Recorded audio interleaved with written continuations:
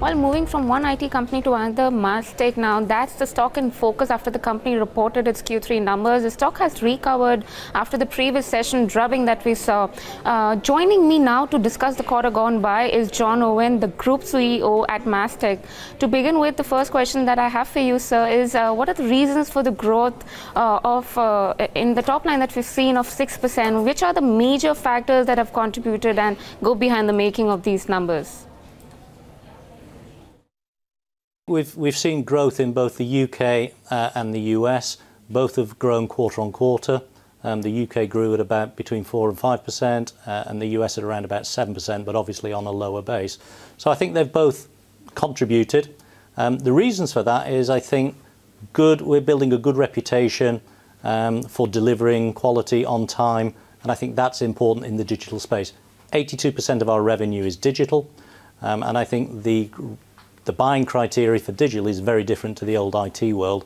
IT wanted volume and price, and digital procurements tend to be on quality, time, and business impact. So I think that plays very well to Mastek.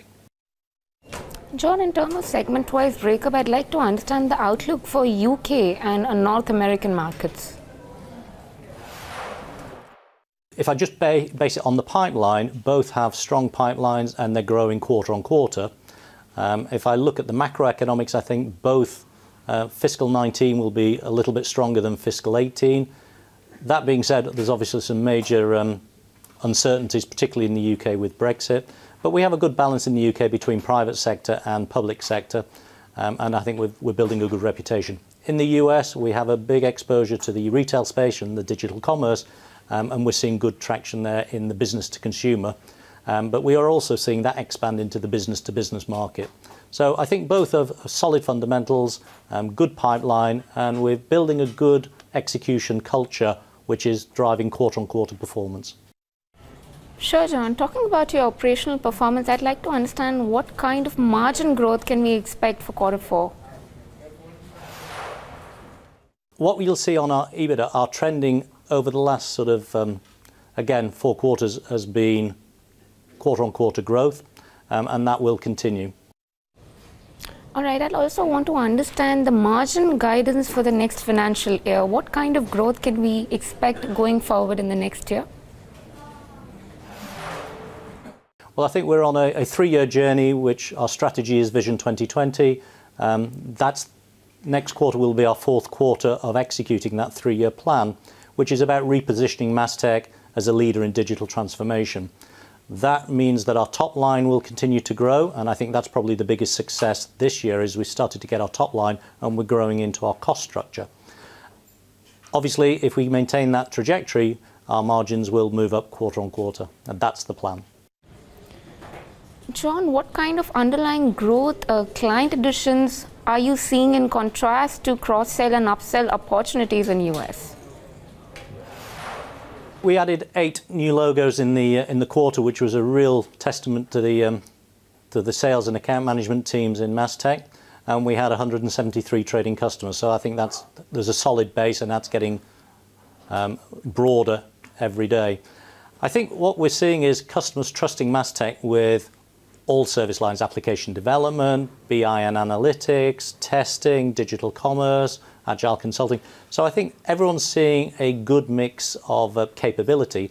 We go to market as a trusted partner in delivering digital outcomes, and we are market agnostic. Retail customers need it just as much as financial services, just as much as the government, the federal systems. So I think the need for reliable, enterprise-grade digital solutions that are transformational for those clients, that are delivered on time with quality, I think we're seeing good traction, and that's where Mastek sees its niche and basically having some competitive advantage over the incumbents that have probably scale but can't move as quickly, can't configure the people, and don't have the engineering talent that Mastek has. Talking about your acquisition, what synergies and contributions should we expect from the acquisition post your integration right now?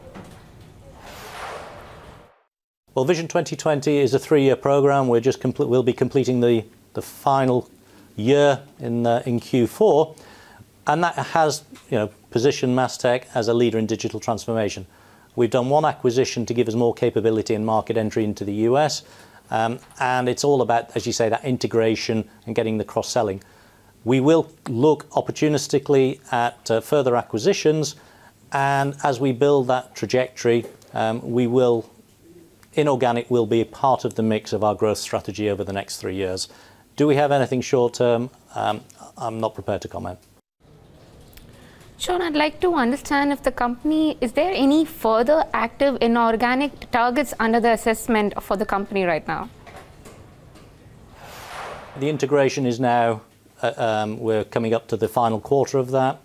We've got good operational synergy, we've got good financial synergy, and we're starting to actually invest more in the sales and marketing to get, as you say, that cross-sell. So every Taste Tech client who is in the digital commerce has an opportunity for our testing services or application development services. And we've seen some early success with that. So I think we've taken 2 clients in the last 3 months where they've taken traditional Mastek services, but through that Taste Tech sales channel. So I think you're right, it's a good observation, and that's obviously core to our growth strategy in the US, and also taking digital commerce capabilities to our UK clients where that business-to-consumer application is appropriate.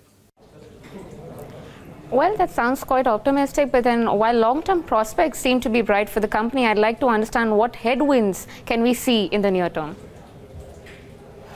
Well, I think obviously in the UK, Brexit probably dominates most of the risk in companies' performance. But I think it's funny, however Brexit materialises, there's an opportunity for Mastek. If I just take the public sector as an example, there are 34 regulatory authorities that have to be set up as the UK comes out of the European Union. And that's a great opportunity for a trusted digital partner to help build those applications, to do the testing. So I think the UK government investment in infrastructure and digital infrastructure, given they have a strategy of digital by default, is really encouraging. And that would be an extension of our traditional business. Likewise, I think the UK economy and the private sector is starting to feel more confident as we come out of, obviously the hesitancy of the Brexit scenario. In the US, we just see upside. It's about executing that cross-sell that you mentioned. At the cost of repeating myself, one last question that I have for you is I'd like to understand the key focus area of this company for FY19. It's about building predictability and really executing on our strategy, which is delighting our customers, attracting and retaining great employees, and just executing the right contracts in the digital space. So I think we're only as good as the delivery, our next delivery, but we've built 7 quarters of consecutive revenue growth. We're now driving our profitability on a quarter-by-quarter basis, and I'd love to be boring and say it's more of the same. All right, John, thank you so much for your time. It was a pleasure talking to you. With this, it's a wrap on the special earning edition. Trend Spotting is coming up next. Stay tuned to Bloomberg Quint for more.